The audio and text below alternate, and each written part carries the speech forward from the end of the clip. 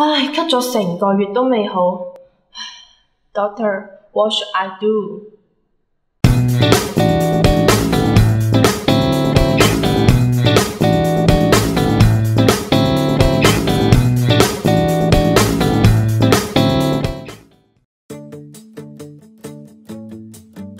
Those of us who live in Macau know that one of the most frequent medical problems that we see is having a cough. Why is it so frequent that people have coughs in Macau? Well, our city is very crowded, so it's easy for people to pass a cold or flu virus to each other. We also at times of the year have a high pollution level, which may cause increased irritation for cough. Allergy is also many times behind the cough, especially when we have high humidity, times of year when the mold or mildew may grow.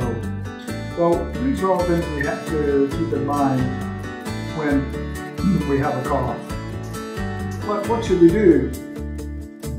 With a normal cough and cold, it may be improved just by picking up some medicine at the chemist's shop for a few days. But if the cough lasts longer than that,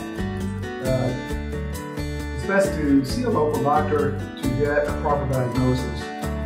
We feel that family medicine doctors have the most experience in making the diagnosis of these coughs that we see frequently in Macau. It may require some special testing, but often just the examination and history will let us know what type of fresh medication is needed to stop the cough.